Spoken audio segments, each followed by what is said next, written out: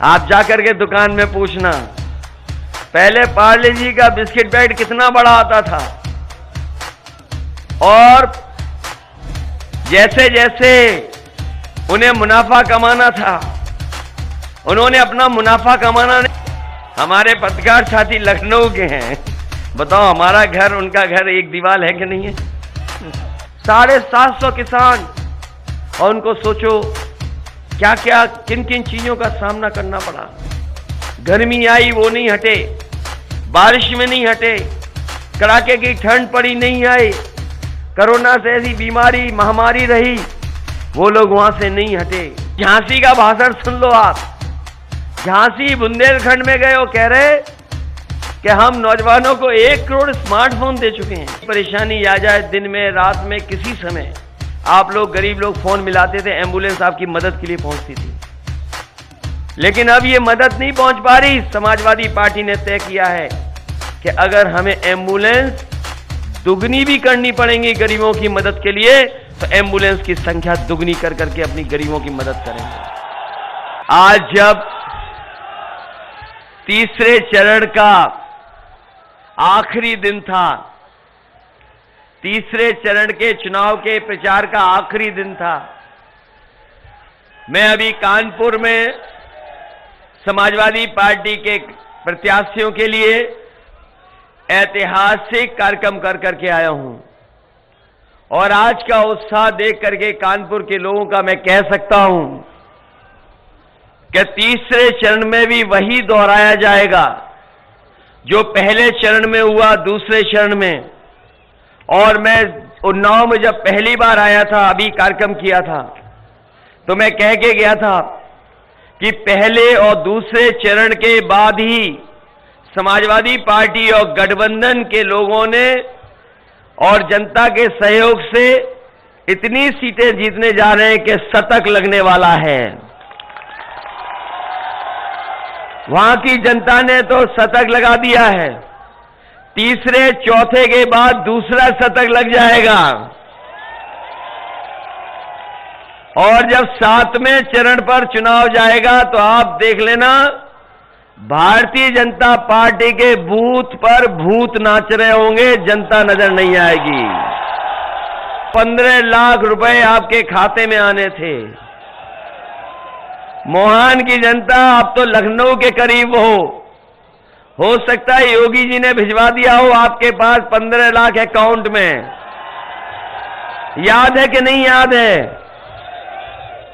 और यही झूठ बोलने वालों ने कहा था कि नोटबंदी हो जाएगी तो उसके बाद भ्रष्टाचार खत्म हो जाएगा, काला धन वापस आ जाएगा। याद है कि नहीं याद है? रुपए बंद हो गए, नए रुपए सबके हाथ में आ गए, लेकिन आज जब देखते हैं तो इस डबल इंजन की सरकार में अगर कोई चीज डबल हुई है तो वो भ्रष्टाचार और महंगाई डबल हुई है। जो लोग काला धन वापस ला रहे थे, अखबार पढ़ा होगा आपने, एक बड़ा व्यापारी उद्योगपति 28 बैंकों का पैसा लेके भाग गया। आप हम लोग अगर 10,000 रुपए भी ले लें, 50,000 रुपए भी बैंक से ले ले, तो बताओ नोटिस आता है कि नहीं आता है नोटिस? क्या आप बैंक का 2 लाख रुपए भी लेके भाग सकते हो? अगर आप 2 लाख रुपए भी हों और ले लिए हो बैंक से, तो आपकी जमीन छिन जाती कि नहीं छिन जाती? मकान छिन जाता है कि नहीं छिन जाता है? आप मोहान से भाग करके लखनऊ जाओगे, पुलिस पकड़ लेगी आपको। लेकिन सोचो आप कभी 28 बैंकों का पैसा लेकर के 22,000 करोड़ से ज्यादा पैसा, और भारत छोड़ करके भाग गया, कोई पता नहीं किस देश चला गया है। क्या भारत सरकार की पुलिस पकड़ पा रही है उसको? और ये पहला नहीं भागा है, ये पहला नहीं भागा है। जो लोग जानते होंगे ये कहां के थे उद्योगपति, और जो पहले भागे थे ये मदद तो हमारी बीएड टेट वाले ही कर रहे हैं। ये पढ़े लिखे हैं, ये सब जान रहे हैं बात को। अभी जो भागे हैं 28 बैंक का, वो भी वहीं के थे जहां से पहले लोग पैसे भागे थे। इसलिए मैं आपसे विशेष निवेदन और अपील करने आया हूं कि उत्तर प्रदेश को बचाने का चुनाव है, उत्तर प्रदेश के लोकतंत्र को बचाने का चुनाव है, देश के संविधान को बचाने का चुनाव है। ये कोई छोटा मोटा चुनाव नहीं है, देश की राजनीति को तय करने का चुनाव है। और आपने देखा होगा, अभी तक तो छोटे बड़े नेता आ रहे थे झूठ बोलने, अब तो पता लग रहा है दूसरे प्रदेश के भी बड़े बड़े नेता बुलाए जा रहे हैं कि उत्तर प्रदेश में झूठ बोलो। और एक भी नेता महंगाई पे बात नहीं कर रहा है। बताओ, डीजल पेट्रोल महंगा हो गया, उस पर भारतीय जनता पार्टी का एक नेता बोल रहा हो तो बता दो। डीजल महंगा हो गया, पेट्रोल 100 के पार, इनकी सरकार दोबारा आ गई तो 200 पार कर देंगे ये लोग, 200 रुपए में बिकेगा पेट्रोल। ये जो खुले जानवर है जिसके लिए गौशाला बनाई थी, भूखी गाय मर रही हैं और हमारे मुख्यमंत्री जी का प्रिय जानवर सड़क पर घूम रहा है, टक्कर मार रहा है। न जाने कितने लोगों की जान जा चुकी है।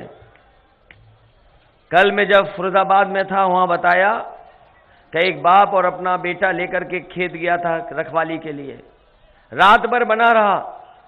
सुबह जब देखा उसने, लौट करके आया तो सांड ने ऐसी टक्कर मारी दोनों को कि दोनों की जान चली गई फरीदाबाद जिले में। मैं फरीदाबाद के बाद मैनपुरी पहुंचा, वहां पता लगा सांड से एक बच्चे की जान चली गई। उत्तर प्रदेश में सबसे ज्यादा जाने गई हैं जानवर के टकराने से या एक्सीडेंट से। सरकार कोई मदद नहीं कर रही, और जिनकी जान जा रही वो सब गरीब हैं, वो सब वो लोग हैं जो खेत की रखवाली करते हैं अपने खेत को बचाने के लिए।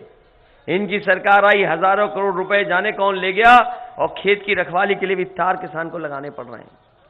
बताओ, आपकी किसी फसल की कीमत ये दे पाए हो तो बताइए आप। इनका संकल्प पत्र पढ़ लेना, पहले पन्ने पे लिखा है कि किसानों की आय दोगुनी हो जाएगी। किसान भाइयों बताओ, आपकी किस पैदावार की दोगुनी हो गई आय? किसी फसल की आय बढ़ गई हो तो बताओ। न धान खरीदा गया, न फसल खरीदी गई, लूट हो गई। और जब खाद लेने गए तो खाद क्या मिल गई आपको? डीएपी मिल गई क्या? और बोरी को सही से नाप लेना, तौल लेना,